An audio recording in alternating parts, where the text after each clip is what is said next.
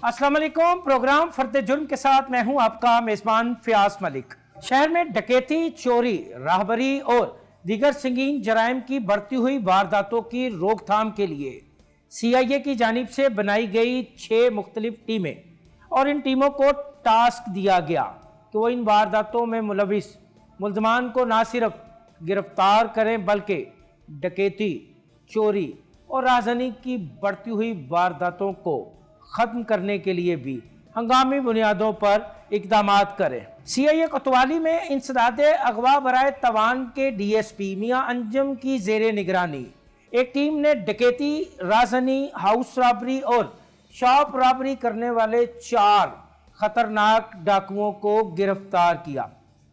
इन डाकुओं के कब्जे से पुलिस ने लाखों रुपए की नकदी, मोबाइल फ़ोन, तलाई जेवरात और दीगर कीमती अशिया के साथ साथ असला भी बरामद किया। इन मुल्ज़मान को CIA पुलिस ने कैसे गिरफ्तार किया, किस तरह ये मुल्ज़मान वारदातें करते थे और अब तक की तफ्तीश में इन्होंने कितनी वारदातों का इंकशाफ किया है, कब से शहरियों को लूट रहे थे, ये तमाम सवालात हम करेंगे इन गिरफ्तार डाकुओं से भी। और इसके साथ साथ हम पूछेंगे पुलिस अफसरान से कि डकैती और राबरी जैसे संगीन जराइम को कैसे ख़त्म किया जा सकता है और किस तरह मुआशरे के ये नासूर कानून की गिरफ्त में आ सकते हैं। आइए हमारे साथ।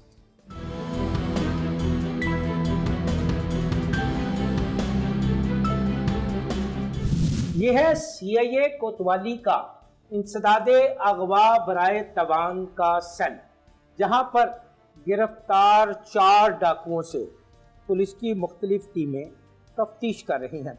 यहाँ हमें ज्वाइन किया है DSP इंसदादे अगवा बराए तवान सेल मियाँ अंजुम ने। तो हम उनसे पूछते हैं कि कैसे उन्होंने इन डाकुओं को गिरफ्तार किया है।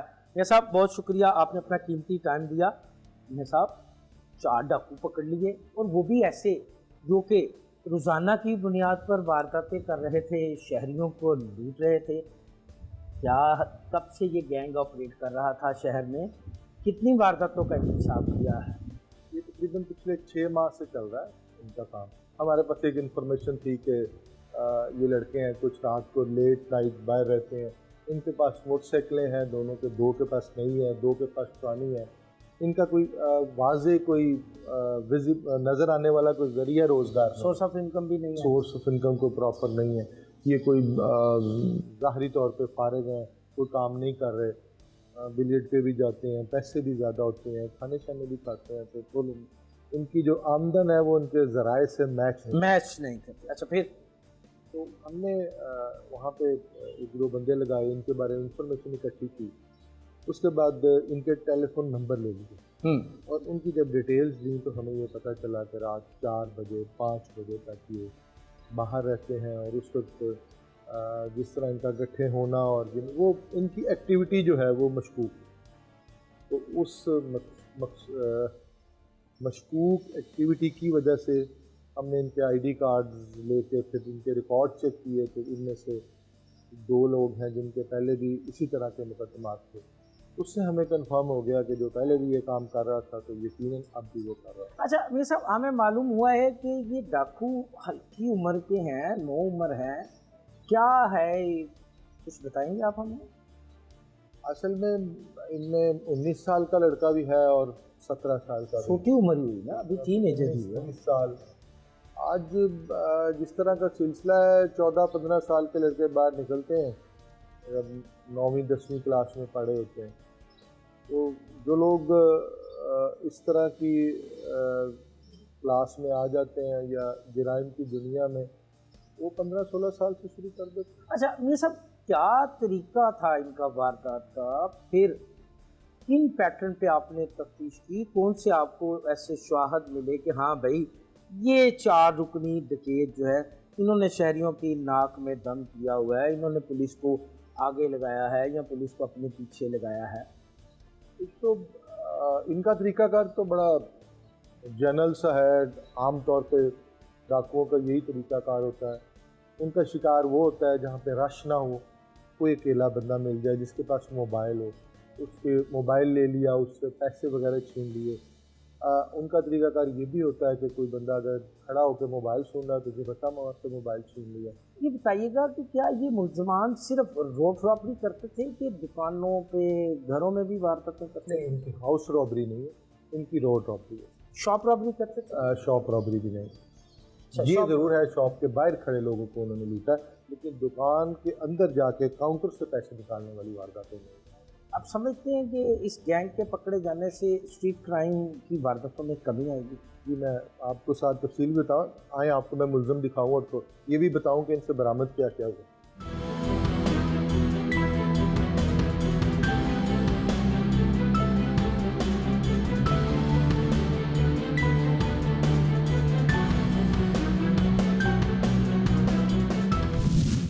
हम आ गए हैं उस कमरे में जहां पर पुलिस ने गिरफ्तार डाकुओं को रखा है। इस कमरे में इन मुल्ज़मान से तफ्तीश के तमाम मराहिल जो हैं उनको मुकम्मल भी किया गया है, जबकि अभी दीगर अमूर पर भी, दीगर मामलात पर भी तफ्तीश की जा रही है। यहाँ से तफ्तीश मुकम्मल होने के बाद इन मुल्ज़मान ने जिन जिन थानों की हदूद में वारदातें की होंगी इन्हें वहाँ पर भिजवा दिया जाएगा। ये यहाँ मैं मियाँ अंजुम डीएसपी से बात करने से पहले आपकी तवज्जो इस टेबल की जानिब करवाना चाहूँगा। यहाँ पर नोटों का एक अंबार आपको लगा नज़र आ रहा है, करेंसी नोट हैं। ये मुख्तलिफ वारदातों में इन डाकुओं ने शहरियों से छीने हैं। कोई अपनी एक माह की तनख्वाह लेकर घर जा रहा था, इनके हत्थे चढ़ गया। कोई तमाम दिन की जमा पूंजी लेके घर जा रहा था, इन डाकुओं के हत्थे चढ़ गया और इन्होंने असले के जोर पर ये लूटमार की।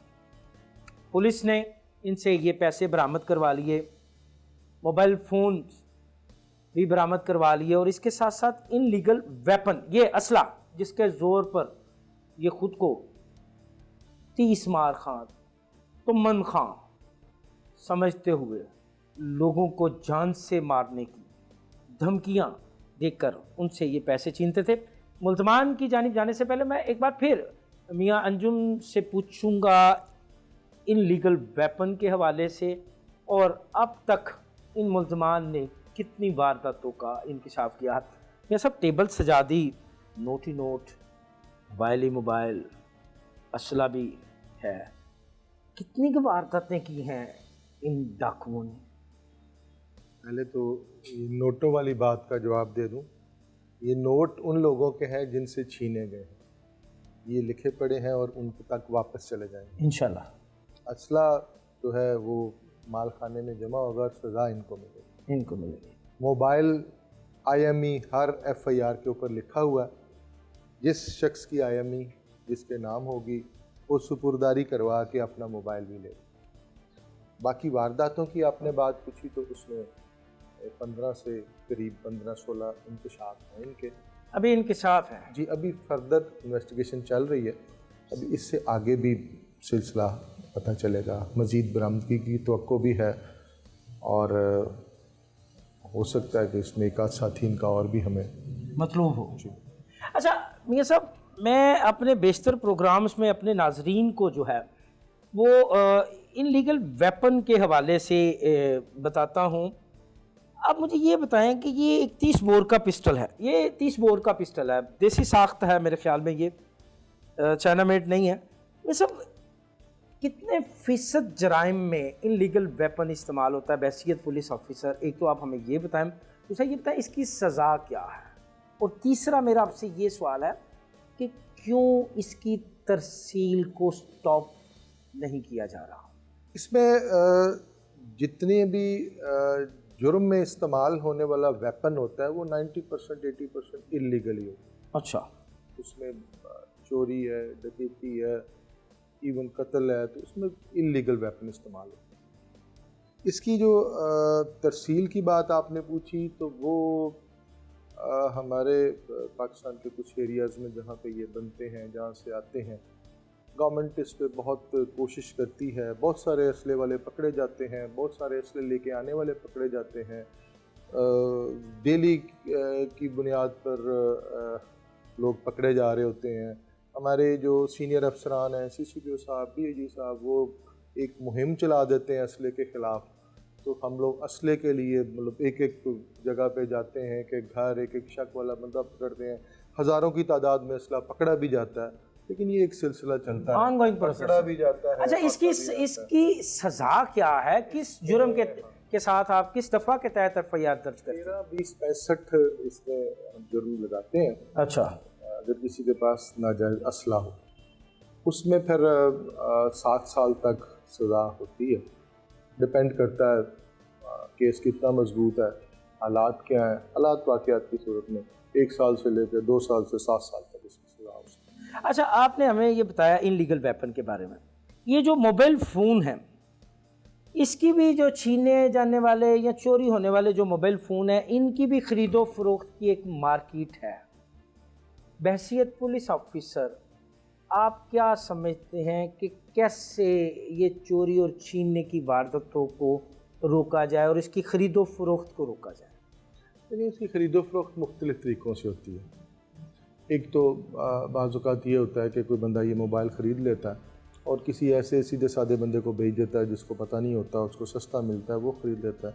दूसरा, हमें पता चला था कि कुछ ऐसे ग्रुप्स हैं जो IMEI चेंज करते हैं। अच्छा, वो जो ग्रुप्स हैं अगर उनके पास चला जाए, IMEI चेंज हो गई, तो फिर आप इस मोबाइल को दोबारा कभी नहीं ले सकते। मियाँ अंजम तकीर, DSP इंसदाद अगवा बराए तवान सेल से हम गुफ्तगू कर रहे थे। यहाँ से हम चलते हैं इन मुल्ज़मान की जानिब।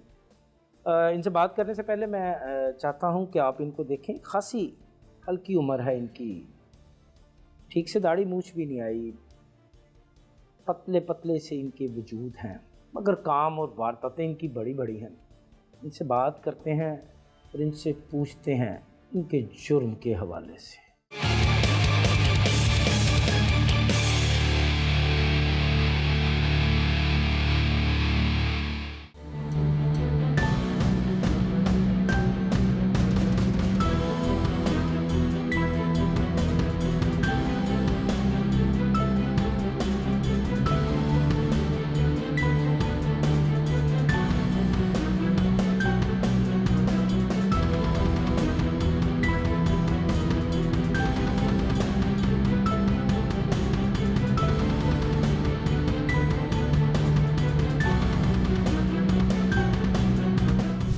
बात करते हैं मुल्ज़मान से, इनसे पूछते हैं क्या नाम है आपका? हमाद सर जी। हाँ, हमाद हमाद साहब, कब से वारदातें कर रहे हैं भाई? कितनी उम्र है आपकी?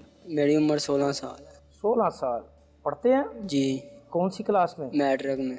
मैट्रिक में। जी। तो मैट्रिक से ही वारदातें शुरू कर दी?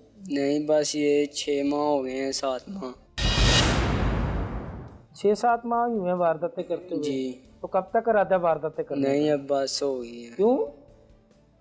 इन्होंने पकड़ लिया, अब माफ़ी मांग लिया, माफ़ी मांग लिया? जिनसे ये खींचे हैं। तो क्यों वारदातें शुरू की? कोई माशी मजबूरी थी, कोई घरेलू हालात ख़राब थे, कोई बेरोज़गारी थी? नहीं, ये बस वीडियो देख देख के ना। कौन सी वीडियो देखी मेरे भाई? ये जो उनसी टिकटॉक पे आती हैं। टिकटॉक पे वारदातें दिखाते हैं? जी। अच्छा, और उधर से फिर देख के ये लड़कों के साथ बैठना शुरू कर दिया। अच्छा, फिर ऐसे ही तो पढ़ाई जारी है कि छोड़ दी है? छोड़ दी अब। तो अब यहाँ से जब बाहर जाओगे फिर पढ़ाई करोगे कि छोड़ दोगे? नहीं, फिर काम करेंगे। कौन सा काम करना है? जो भी मिल गया वही काम करेंगे, किसी के पास लग जाएंगे काम पे। तो इतनी वारदातें कर ली, कोई वो गाड़ी सारी कोई दुकान शकान बनाया है? नहीं, कुछ भी नहीं बनाया, जो खींचते थे वो खा पी लेते थे। घूम फिर लिया, गेमें खेल ली। गेमें खेली। तो अब यहाँ से जेल वापस आओगे बड़े डाकू हो गए कि तोबा? तोबा सर जी। नहीं जी, इन्होंने तो तोबा कर ली, क्योंकि टिकटॉक सोशल मीडिया से ये मुतासर हुए हैं। दूसरे साहिब से बात करते हैं, इनसे पूछते हैं क्या नाम है आपका? अवैस। अवैस, ये क्या भाई वारदातें शुरू करती? उम्र कितनी है तुम्हारी? मेरी 17.5 साल। 17.5 साल। पूरा हिसाब रखा हुआ तुमने अपनी उम्र का। कब से लूट मार कर रहे हो भाई? जी 8-9 माह ही हुए हमें 8-9 माह ही हुए हैं, इकट्ठे ही हो? जी। वो कहता 6 महीने हुए, तुम कह रहे 8-9 माह बस हुए। इतने की हुए हैं, कोई अंदाज़ा नहीं लगाया। तो क्या कौन सी क्लास में पढ़ते हो तुम? मैट्रिक में तुम भी मैट्रिक में? क्लास वाह वन वाह वाह वाह। तो कब से ये वारदातें, क्यों, कोई मजबूरी थी कोई? नहीं, कोई ख़ास मजबूरी नहीं थी जी, बस ये माइंड ही ऐसा सेटिस्फाई हो गया था मूवीज़ देख देख कौन के। सी मूवी ज्यादा शौक से देख के तुम्हें पता चला कि तुम वारदातें कर सकते हैं? बस जी हम एक साथ बैठते थे, हमारी गैदरिंग भी ऐसी थी। अच्छा। उस गैदरिंग में बैठ बैठ के बस हम एक साथ बैठते थे, उधर वीडियोस देखते थे, हम एक दूसरे को कहते थे कि यार ये देखो ये कैसे है, ये ऐसे हम भी करेंगे। लेकिन हमने आगे अंजाम का नहीं सोचा था कि हमारा अंजाम क्या होगा। आप सोचा अंजाम का? जी हम अब माफ़ी मांगते हैं किससे? जिनसे छीने हैं, जिनके साथ वारदातें की हम उनसे भी माफ़ी मांगते हैं। अच्छा। और मज़ीद हम नहीं करेंगे, हम हमारी तौबा है, हम माफ़ी मांगते हैं ये सबसे। तौबा का ख्याल यहाँ पे आके आया? जी हमें अंजाम का नहीं पता था कि आगे अंजाम क्या होगा। अच्छा, तो फिर अब हम माफ़ी मांगते हैं, सर से भी मांग रहे हैं, हम जिनसे की है उनसे भी मांगते हैं। मज़ीद हम ये सजा ऐसा तो मिलेगी ना? जी वो तो मिलनी। सज़ा मिलेगी। तौबा CIA कोतवाली, अगर यहाँ आके भी तौबा नहीं करनी तो फिर कहाँ करनी है? देखना तो सिर्फ ये है कि बाहर आके तौबा का ये अमल कायम रहता है या नहीं। क्या नाम है आपका भाई? अहमद। अहमद। जी। आपकी उम्र कितनी है? 17 साल। आप 17। आप भी इकट्ठे ही वारदातें, कितनी की वारदातें कर रहे हैं? 8-9 की है। आपने 8-9 की। क्या कोई मजबूरी थी? नहीं, वैसे ही गैदरिंग में बैठते थे फिर। शौक में? जी। ये पिस्टल वगैरह कहाँ से लिए? ये इसने मंगवाया पेशोर से। पेशावर से मंगवाया? जी। कहाँ से, पेशावर से कैसे मंगवा वो लिया? हमारी क्लास में एक दोस्त था, वो इधर से घर छोड़ के वापस उधर ही चले गए पेशावर। अच्छा, उससे मंगवाया था। जी उनका काम था ये। अच्छा, तो अब आपने भी तौबा कर ली है कि नहीं? तौबा मांग लिया। पक्की बात है।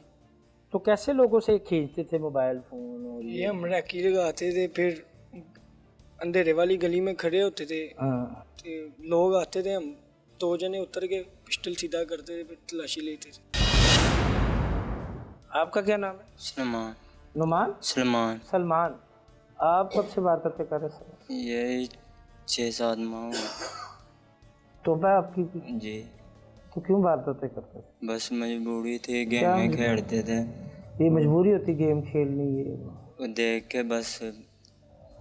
हल्की सी उम्र के ये डाकू हैं, छोटी उम्र के हैं, बस शौक सोशल मीडिया पे, फिर खाना, वीडियो शीडियो, ये वो सब, ये छोटी सी उम्र, इनका मुस्तकबिल जो है अब उस पर एक सवालिया निशान है। इनके वालिदैन ने जो है इनकी तरबियत, शायद वालिदैन की जानिब से कोई कमी रह गई है। कोई वालिद या वालिदा नहीं चाहती कि उसका बेटा डाकू बने, चोर बने। बेरारवी, ख़राब सोहबत का असर है कि आज ये 4 बच्चे जिनके हाथ में किताबें होनी चाहिए थी, पेन होना चाहिए था, जिनके हाथ में कोई डिग्री होनी चाहिए थी, वो आज हाथों में कड़ियाँ लगा के, मुंह पे काला कपड़ा है, शनाख्त परेड का अमल अभी मुकम्मल होना है, वो खड़े हैं। ये टेबल सजी है जो इनसे चीज़ें बरामद हुई हैं। ये मुल्ज़मान यहाँ मौजूदा तफ्तीशी ऑफिसर हैं जिन्होंने इन मुल्ज़म से तफ्तीश की है, उनसे पूछते हैं आबिद कब तक तफ्तीश मुकम्मल करेंगे? इंशाल्लाह जी, ये अब जेल का प्रोसेस है, इनको शनाख्त परेड पे भेजते हैं, हाँ। फिर रिमांड पे लाएंगे। इंशाल्लाह ताला इनकी जल्द तफ्तीश मुकम्मल हो जाएगी। 8-10 दिन लग जाते हैं। हाँ। वो हमारे पास बाहर रिमांड रहेंगे, ये जो निशानदेही करवाएंगे जिधर जैसे वारदात की है, तो फिर इंशाल्लाह ताला ये जो माल है ये सब मदइयों का है, मदइयों के हवाले इंशाल्लाह होगा। बातें सुन ली आपने तफ्तीशी ऑफिसर की भी और मुल्ज़मान की।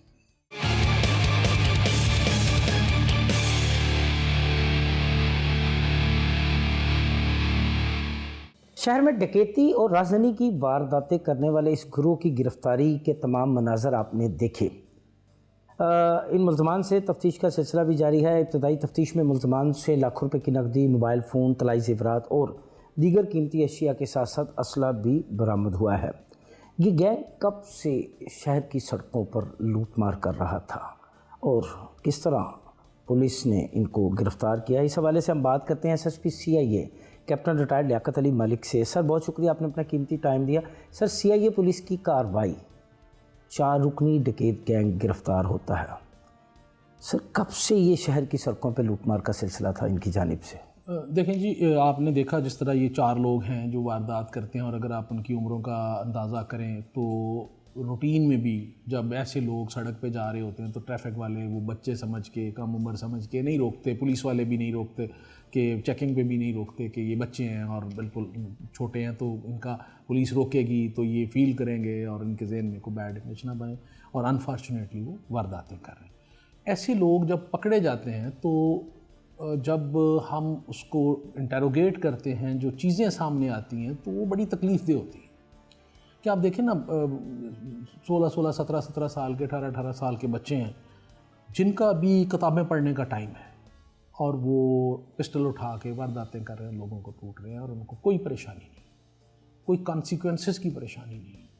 और जो इससे भी इसका बुरा पहलू है और तकलीफ़देह पहलू है वो ये है कि उनके पेरेंट्स को बिल्कुल ही परेशानी नहीं है कि हमारा बच्चा, अगर इसकी कोई सोर्स ऑफ इनकम नहीं है, कुछ नहीं है, ये 2 लाख रुपए का, 4 लाख रुपए का मोबाइल लेके कहाँ से आ रहा है, ये बाइक लेके कहाँ से फिर रहा है, हमने तो इसको पैसे नहीं दिए। तो जब सोसाइटी में हम बिल्कुल, सोसाइटी कोई भी आज के दौर में हमने जो काबिलियत का और इज़्ज़त का पैमाना रखा वो दौलत रखा हुआ है, मुआशी हालात रखे हुए हैं, जबकि मुआशरत और इखलाकियात उससे पहले आते हैं। तो जब हमने इखलाकियात से आंखें बंद कर लेंगे ना तो उस वक्त फिर सोसाइटी में ये चीज़ें होना शुरू हो जाती हैं। जिस तरह ये बच्चे हैं, यंग बच्चे हैं, ये वारदातें कर रहे हैं, लोगों को लूट रहे हैं और उनको बिल्कुल परवाह नहीं है कि वो किसी की माँ की, बहन की, बेटी के कान पे पिस्टल रख रहे हैं, किसी की बालियाँ खींच रहे हैं, किसी की चूड़ियाँ खींच रहे हैं, किसी बाप को, वालिद को, बुज़ुर्ग को, भाई को लूट रहे हैं, उसकी पसलियों में पिस्टल रख के सरेराह लूट रहे हैं उनको, और उनको बिल्कुल इसकी कोई परवाह नहीं है कि they are doing something wrong. और जब पकड़े जाते हैं तो फिर होता है जी साडा पुत्र थे मासूम सी। तो सीआईए का तो काम ही हार्डन्ड क्रिमिनल्स को ट्रैक करना है और उनको पकड़ना है, लेकिन एट द सेम टाइम कहीं सोसाइटी भी मौजूद है या ख़त्म हो गई है। वो माँ जिसका ये बच्चा है, वो बाप जिसका ये बेटा है, क्या वो कहीं मौजूद है कि ख़त्म हो गए? वो महल्लेदार जिनको इनको चाचा बन के, ताया बन के रोकना चाहिए, वो सिर्फ जमानतें देने, रजिस्ट्रियाँ लेके अदालतों में जाते हैं, मुद्दइयों के पास पैसे लेके सुलह करने जाते हैं, पुलिस के पास पैसे लेके। इसका मतलब है कि हम जहाँ जराइम के बढ़ते हुए इजाफे में हम पुलिस को मुर्द इल्ज़ाम ठहराते हैं, वहाँ मुआशरा भी बराबर का शरीक है। मुआशरा जो है वो भी अपना वो किरदार अदा नहीं कर रहा है जुर्म के खात्मे के लिए। देखिए ना शाह साहब, यही बात है ना, पुलिस मेरे ख्याल में बाद में आती है। पुलिस उस वक्त आती है जब जुर्म हो जाता है, क्राइम कमिट हो जाता है। क्राइम कमिट होने से पहले उसको जो रोकती है वो सोसाइटी रोकती है। सोसाइटी कैसे रोकती है? सोसाइटी नफरत से रोकती है, सोसाइटी हाथ से रोकती है, सोसाइटी ज़ुबान से रोकती है, सोसाइटी उनका मुआशी मुआशरती मकाता करके उस फैमिली का तब रोकती है। क्या सोसाइटी रोक रही है? नो। आपकी गली में अगर कोई चरस बेच रहा है ना, तो जो साथ वाला हमसा है वो कहता है यार बेचन दो, साडा मुंडा तो लैके नहीं ना पी रहे। ही इज़ लीस्ट बॉदर्ड कि ये सोसाइटी को कितना तबाह कर रहा है। वो ये भी नहीं करना चाहता कि किसी को बताए। आपके साथ वाली गली में अगर दहशतगर्द आके रह रहे हैं और आपको पता है कि ये दहशतगर्द है, आप कहेंगे भाई जान छोड़ो, मैं अपनी दुश्मनी क्यों पानी? तो वो अल्टीमेटली तो आपको ही तकलीफ दे रहा है। मगर सर इसकी एक बड़ी वजह आप ये भी तो समझते हैं ना कि कम्युनिटी पुलिसिंग, पुलिस और आवाम के दरमियान जो एक लाइजन है, जो एक राब्ता है, उसका फुकदान भी है सर। और ताली तो दोनों हाथों से बजती है सर। ताली बजाने के लिए जो है ना वो पुलिस का होना ज़रूरी नहीं है, वो घर वाले भी बजा लेते हैं आपस में। जो नहीं, ऐसे अमर की निशानदही तो बंदे ने पुलिस को करनी है ना सर। शाह जी गल तो सुनो सर हम फिर वो जो है ना उस तरफ हमेशा, क्योंकि हमारा चूरन ही उस वक्त बिकता है ना जब पुलिस का नाम आए। नहीं, मैं चूरन की बात नहीं कर रहा। मैं नहीं सर, नहीं, मैं तो जो बोलने देता तो फिर मैनू किन्ने सुनना है। मैं अगर बात करूँ, देखिए एक लाइजन होता है, एक राब्ता है, यानी मेरा अगर SSP CIA के साथ एक अच्छा राब्ता है, आम शहरी की बात कर रहा हूँ मैं, तो मुझे आपको बताने में, किसी भी जुर्म की निशानदेही करने में कोई कबाहत नहीं है। बहुत अच्छी। मगर अगर राब्ते का फुकदान है थाने की सतह पर, मोहल्ले की सतह पर, डिवीजन की सतह पर, सर्कल की सतह पर, मेरी जान गल दूसरे पासे टुर जानी है सर। ਜਦੋਂ ਚੋਰ ਫੜਿਆ ਜਾਂਦਾ ਹੈ ਤੇ ਉਹਨੂੰ ਛੁਡਾਉਣ ਵਾਸਤੇ ਪੈਸੇ ਲੈ ਕੇ ਥਾਣੇ ਆਉਂਦੇ ਹੋ, ਉਦੋਂ ਰਾਬਤੇ ਦਾ ਫੁਕਦਾਨ ਨਹੀਂ ਹੁੰਦਾ, ਉਦੋਂ ਤੇ ਫੌਰਨ ਖਤਮ ਹੋ ਜਾਂਦਾ, ਉਦੋਂ ਡਰ ਵੀ ਖਤਮ ਹੋ ਜਾਂਦਾ ਤੁਹਾਡਾ।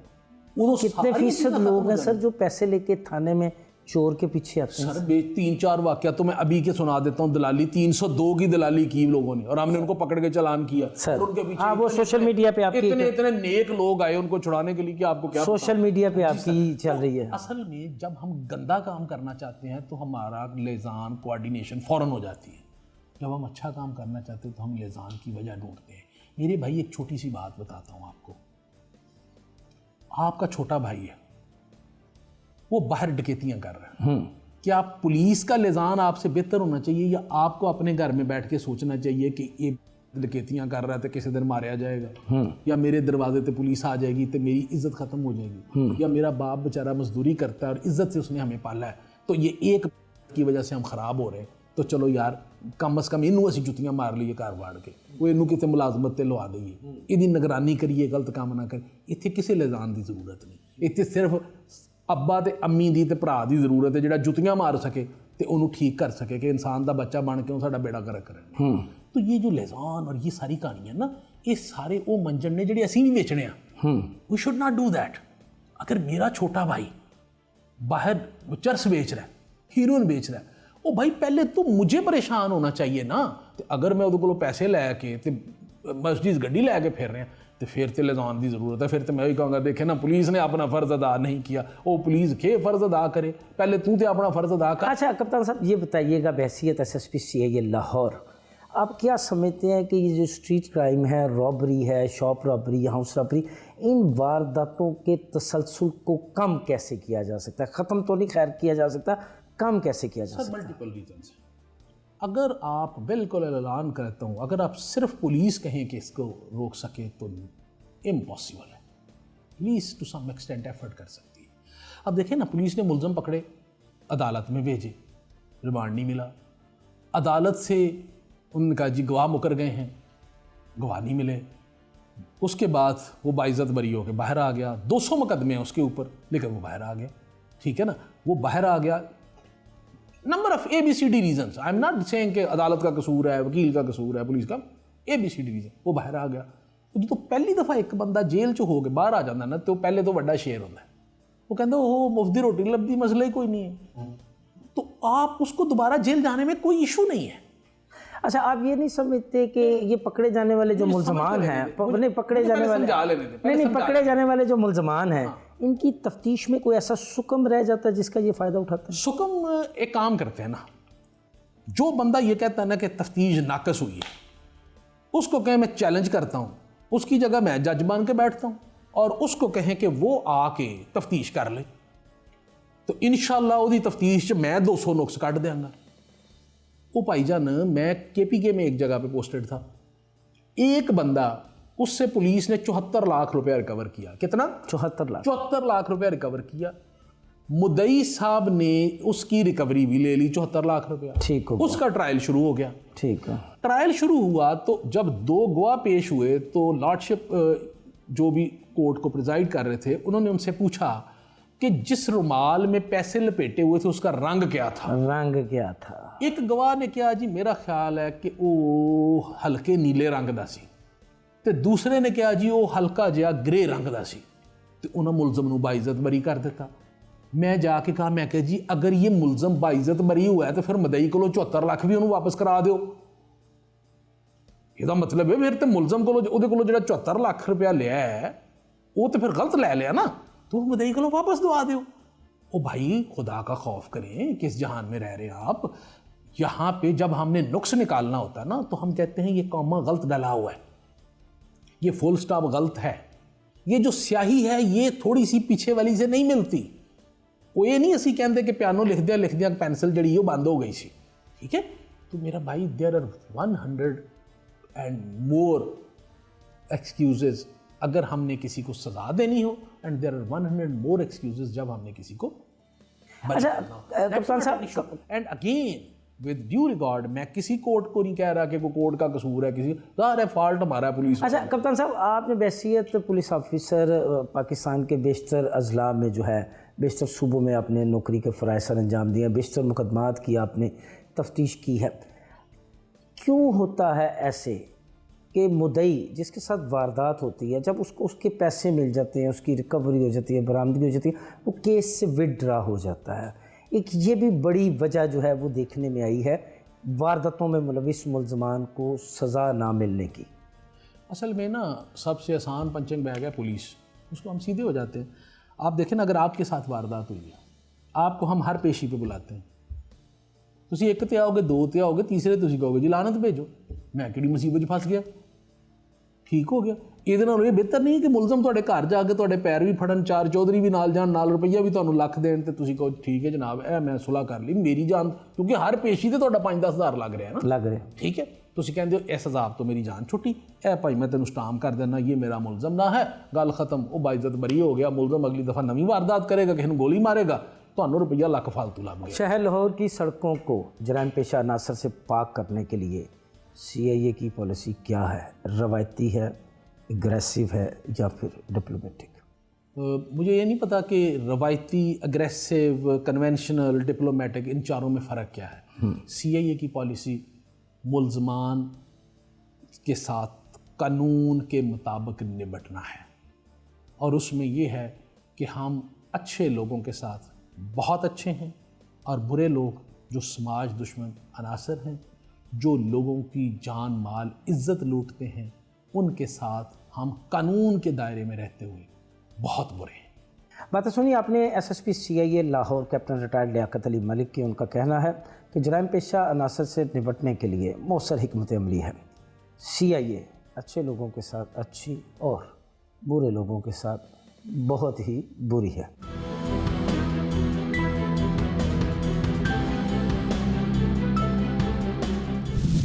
आपने देखी CIA पुलिस की कार्रवाई, 4 डाकुओं को गिरफ्तार करके उनके कब्जे से लूटा हुआ माल और असला भी बरामद कर लिया। यहाँ से हम आपको लिए चलते हैं पत्तोकी में, जहाँ पर डाकुओं ने मेडिकल स्टोर में वारदात की कोशिश की, मगर सिक्योरिटी गार्ड ने उसे नाकाम बना दिया। डाकुओं ने फायरिंग की, सिक्योरिटी गार्ड ज़ख्मी भी हुआ, मगर वारदात कामयाब ना हो सकी। आइए इस हवाले से देखते हैं तनवीर कादरी की ये रिपोर्ट।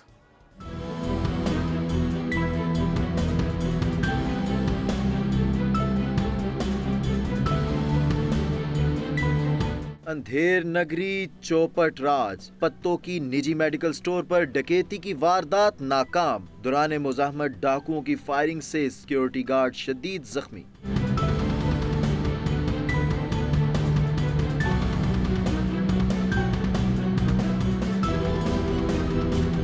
पत्तोकी में चोरी और डकैती की वारदातों का सिलसिला है कि थमने का नाम ही नहीं ले रहा। मुल्तान रोड पर वाक़या निजी मेडिकल स्टोर पर डकैती की वारदात इसहाक नामी सिक्योरिटी गार्ड ने नाकाम बना दी। 2 नामालूम मुसल्ला मोटरसाइकिल सवार डाकुओं ने मेडिकल स्टोर में दाखिल होने की कोशिश की तो ड्यूटी पर मामूर सिक्योरिटी गार्ड ने बहादुरी का मुजाहरा करते हुए डाकुओं को रोका। दौरान मुज़ाहमत डाकुओं ने फायरिंग करके सिक्योरिटी गार्ड को शदीद जख्मी कर दिया। वाक़े की CCTV फुटेज भी मंजर-ए-आम पर आ गई, जिसमें डाकुओं को फायरिंग करते हुए वाज़िया देखा जा सकता है। बादअज़ां डाकू बआसानी फरार होने में कामयाब हो गए।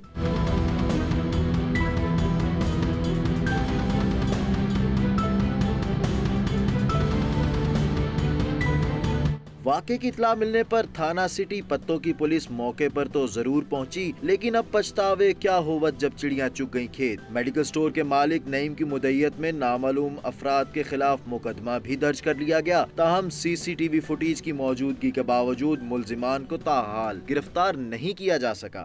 2 नामालूम अफराद आए हैं जिनके पास असला था। उन्होंने मेडिकल स्टोर में अंदर दाखिल होने की कोशिश की है, जिसको हमारे गार्ड हैं चाचा साग जी, उन्होंने बड़ी बहादुरी से उनको रोका है। रोकने की वजह से उन्होंने उन पर 3 फायर किए हैं जो उनको लग गए हैं, और जिसकी वजह से वो शदीद ज़ख्मी हो गए हैं जी। कामे पारा से ये अपील है कि अब पत्तों की अमन और मालों के हवाले से जो बेहतरी आ सकती है वो बेहतर करें जी। हमारे शहर में रोज़ ब रोज़ डकैतियाँ हो रही हैं जी। आए रोज वारदातों में इजाफे पर इलाके में खौफ व हरास की फिजा कायम है। वहीं शहरी पुलिस से नाला और सरापा एहतजाज भी हैं। दिन ब दिन आए दिन कभी कहीं वारदात हो रही है, लेकिन रात को जो वारदात हुई है, 2 बंदे आए हैं, उन्होंने फार्मेसी में घुसने की कोशिश की है, लेकिन गार्ड ने आगे बड़ी बहादुरी का मुजाहरा किया है। पुलिस को चाहिए कि जो भी इसके पीछे डाकू वगैरह हैं इनको जल्द से जल्द गिरफ्तार किया जाए। सिक्योरिटी गार्ड इसहाक को तशवीशनाक हालत के बायस पत्तों की तहसील हेडक्वार्टर अस्पताल से लाहौर रेफर कर दिया गया, जबकि गरीब सिक्योरिटी गार्ड के गम में मुब्तला अहले खाना किसी मसीहा और इमदाद के मुंतजिर हैं। पत्तों में बढ़ती हुई वारदातों ने शहरियों और बिलखुसूस ताजर बरादरी को शदीद परेशान कर रखा है, जिस पर शहरियों और ताजर बरादरी ने हुकाम बाला से इन वारदातों पर नोटिस लेकर शहर के अमन व अमान को बहाल करने का मुतालबा किया है। कैमरामैन आकिब के साथ तनवीर अहमद कादरी, प्रोग्राम फर्द जुर्म GNN पत्तोकी में होने वाली डकैती की नाकाम वारदात पर आपने ये रिपोर्ट मुलाहिजा की। यहाँ से हम आपको लिए चलते हैं फैसलाबाद में, जहाँ पर डॉक्टरों ने गफलत और लापरवाही का एक कमाल मुजाहरा किया। एक ही नाम की 2 खवातीन के कर दिए ऑपरेशन। गफलत के इस वाक़े के पीछे मुहरकात क्या थे, आइए देखते हैं इस हवाले से अब्दुल सबूर की ये रिपोर्ट।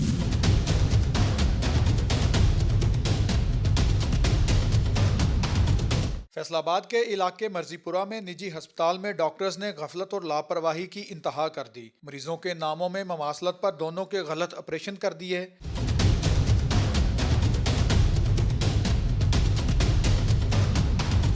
पित्ते का इलाज करवाने आई 58 जींबे की कौसर परवीन के पित्ते की बजाय बाईं टांग का ऑपरेशन कर दिया गया। कौसर परवीन चलाती रही कि पित्ते की तकलीफ है, टांग में कोई मसला नहीं, मगर डॉक्टर्स ने एक ना सुनी। मैं ऑपरेशन का निशान लगाने आ, मेरे पित्ते दी पत्थरी का ऑपरेशन आ, तुसी काहदे लाउने आ हैं?